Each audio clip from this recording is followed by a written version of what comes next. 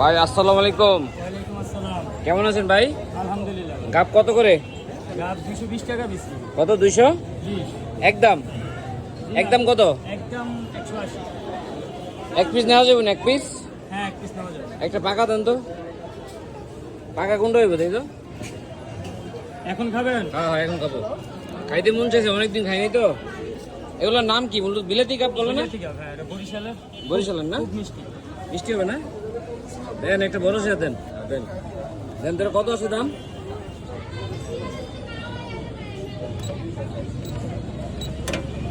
কত আসছে? 37 টাকা। 37 টাকা দেন। কাটেন কাটেন।